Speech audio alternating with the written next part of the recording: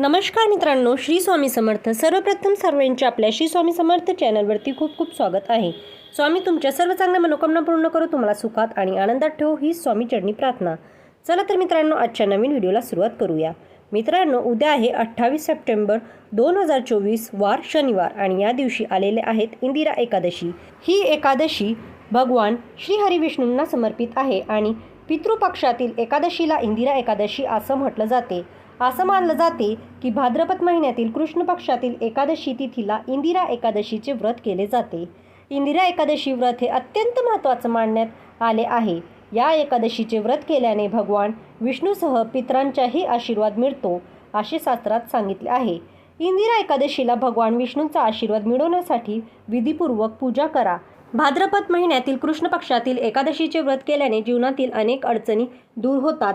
पितृपक्षात कोणत्याही कारणामुळे पितरांचा श्राद्ध करता आले नाही तर या दिवशी तुम्ही जर उपास केला तर तुमचे पितृ हे प्रसन्न होतात आणि तुम्हाला सुखी संसाराचे आशीर्वाद देत असतात आणि पितरांना सुद्धा मोक्ष प्राप्त होते. आणि म्हणूनच जर तुम्हाला तुमच्या पितरांचं जर तिथीनुसार श्राद्ध करता आले नसेल काही कामनिमित्त तर तुम्ही उद्याच्या दिवशी नक्की हे व्रत करा.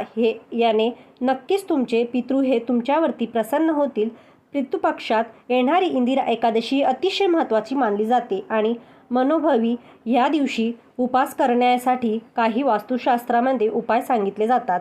आजच्या व्हिडिओमध्ये मी तुम्हाला एक अतिशय प्रभावी असा उपाय सांगणार आहे. तर मित्रांनो, उद्या आहे इंदिरा एकादशी आणि इंदिरा एकादशीच्या दिवशी आपल्याला काय करायचं आहे, आपल्याला आपल्या पितरांच्या मुक्तीसाठी गाईला एक वस्तू जी आहे ते नक्की खाऊ घाला. ही वस्तू खाऊ घातल्यावरती रडत जीवन सुखी होईल, कठीण इच्छाही तुमची पूर्ण होईल आणि असे केल्याने प्रत्येक कामात यश मिळून अखंड लक्ष्मी प्राप्ती होईल.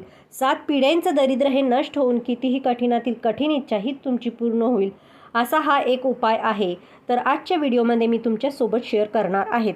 पण त्याआधी व्हिडिओमध्ये पुढे जाण्याआधी जर तुम्हालाही तुमच्या पितरांचा आशीर्वाद हवा असेल, माता लक्ष्मीचा आशीर्वाद हवा असेल तर व्हिडिओ स्किप न करता शेवटपर्यंत पाहत राहा. चॅनलवरती नवीन असाल तर चॅनलला सबस्क्राईब करा आणि असेच माहितीपूर्वक नवनवीन व्हिडिओ पाहण्यासाठी बाजूला बेल आयकॉनचं बटन आहे त्यालाही प्रेस करा. म्हणजे जेव्हा कधी मी नवीन व्हिडिओ अपलोड करेल त्याचं नोटिफिकेशन सर्वप्रथम तुम्हाला भेटेल आणि तुम्ही एक पण व्हिडिओ मिस करणार नाही. मित्रांनो, पितृपक्षातील इंदिरा एकादशी पितरांच्या मुक्तीसाठी गाईला खाऊ घाला ही एक वस्तू आणि हिंदू धर्मामध्ये गाईला मातेचा दर्जा दिला आहे कारण गायीमध्ये 33 कोटी देवी देवतांचा वास असतो असाही अनेक हिंदू धर्मातील ग्रंथात उल्लेख आढळतो. तसेच या गोमातेचे दूध किंवा तूप ते अत्यंत बहुगुणी असताना अनेक रोगांवर रामबाण अशा प्रकाराचा औषध मानला जातो. आणि एकादशीचे व्रत हे सर्व घटकांमध्ये सर्वश्रेष्ठ मानलं जाते कारण एकादशी तिथी हे भगवान विष्णूंचे अत्यंत प्रिय असते. म्हणून या शुभ मुहूर्तावर आपण गोमातेला एक वस्तू घातल्यास त्यामुळे आपल्या जीवनातील सर्व समस्या दूर होतील. याशिवाय जीवनामध्ये खूप सुख समाधान लाभेल. इंदिरा एकादशीच्या दिवशी माता गाईला ही एक वस्तू खाऊ घाला हा उपाय नक्की करायला पाहिजे. असा उपाय करण्यासाठी इंदिरा एकादशीच्या दिवशी म्हणजे उद्याच्या दिवशी सकाळी लवकर उठून ब्रह्ममुहूर्तावरती स्नान करावे. तसेच स्वच्छ वस्त्र परिधान करून त्यानंतर आपल्या देवघरासमोर बसून देवघरासमोर पाट ठेवून त्यावर लाल रंगाचे वस्त्र टाकायचे. त्या पाटावर घरातील भगवान श्री हरिविष्णूची आणि माता लक्ष्मीची मूर्ती ठेवावी किंवा लक्ष्मीनारायणाची सोबत असणारी जोडीची मूर्ती किंवा फोटो ठेवायचा आहे.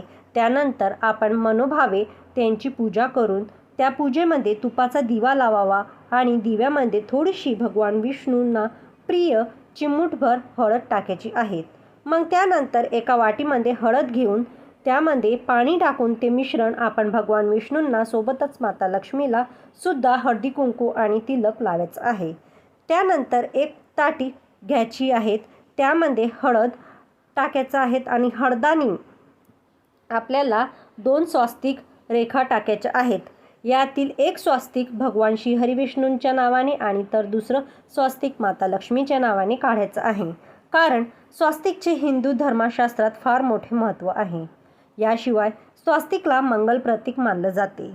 तसेच स्वास्तिकमध्ये सर्व देवी देवतांचा निवास असतो. त्यामुळे घरातून नकारात्मकता ऊर्जा बाहेर टाकण्याचा असेल तर स्वास्तिक घरात आपल्या मुख्य दरवाजावर काढायचं आहेत. या दोन्ही स्वास्तिकवरती एक गुळाचा खडा जो आहे तो ठेवायचा आहे आणि हरभरा डाळ उजव्या हाताने ठेवून ओम नमो भगवते वासुदेवाय, ओम नमो भगवते वासुदेवाय हा मंत्र 11 वेळा जप करून एका स्वस्तिकवरती ह्या दोन्ही वस्तू ठेवायच्या आहे. त्यानंतर दुसरा गुळाचा खडा आणि हरभरा डाळ घेऊन ओम श्री ओम नमः हा श्री महालक्ष्मीचा बीज मंत्र 11 वेळा म्हणून या दोन्ही वस्तू दुसऱ्या स्वस्तिकच्या बरोबर मध्यभागी ठेवायचं आहे. यामध्ये हरभरा डाळ साधारण पूजा सुरू होण्यापूर्वीच एक 15-20 मिनिटे भिजत ठेवावी. अशा प्रकारे पूजा झाल्यानंतर आपण या देवी देवतांना नैवेद्य अर्पण करायचं आहे. तसेच पिवळ्या रंगाचे फूल अर्पण करावी. शेवटी ओम नमो भगवते वासुदेवाय नमः या मंत्राचा जप 108 वेळा जप करायचा आहे. याचबरोबर ओम महालक्ष्मी नमः या मंत्राचा सुद्धा 108 वेळा आपण जप करावा. त्या दोन्ही देवतांची आरती ओवाळायची आहे आणि त्यानंतर इच्छा पूर्ण करण्यासाठी प्रार्थना करावी. त्यानंतर आपण ही बिन मिठाची कणिक मळून यामध्ये या पूजेतील गुळाचा खडा आणि हरभरा डाळ यामध्ये टाकायचे आहेत आणि त्यामुळे या कणकीचे व्यवस्थित 3-4 गोळे बनून ते गोळे मनोभावे आपल्याला उजव्या हातात गोमातेला खाऊ घालायचे आहेत. तर अशा प्रकारे आपल्याला उद्याच्या दिवशी गोमाताला चण्याची डाळ आणि गूळ जे आहेत ते आपली कणिक असते तिच्यात मळून खाऊ घालायचं आहेत. आणि अशा प्रकारे आपल्याला हा जो उपाय आहे तर उद्याच्या दिवशी नक्की करा. हा उपाय केल्यानंतर पितरांच्या मुक्तीसाठी हा उपाय केला पाहिजेत आणि आपल्या घरात सुख शांतीही नांदेल आणि रळक जीवन सुखी होईल. कठीणहून कठीण इच्छाही आपली पूर्ण होईल. तर मित्रांनो, ही माहिती तुम्हाला कशी वाटली? जर ही माहिती आवडली असेल तर आमच्या व्हिडिओला एक लाईक नक्की करा आणि तुमच्या मित्रपरिवारांमध्ये शेअर करा. आणि चॅनलवरती नवीन असाल तर चॅनलला सबस्क्राईब करा आणि बाजूला बेल आयकॉनचं बटन आहे त्यालाही प्रेस करा. म्हणजे जेव्हा कधी मी नवीन व्हिडिओ अपलोड करेल त्याचं नोटिफिकेशन सर्वप्रथम तुम्हाला भेटेल आणि तुम्ही एक पण व्हिडिओ मिस करणार नाही. तर मित्रांनो, व्हिडिओ शेवटपर्यंत ऐकल्याबद्दल खूप खूप धन्यवाद. आणि हो, कमेंट बॉक्समध्ये ओम नमः भगवते वासुदेवाय नमः नक्की टाईप करा. तर चला मित्रांनो, भेटूया असेच नवनवीन व्हिडिओसोबत. तर चला, श्री स्वामी समर्थ. नमस्कार.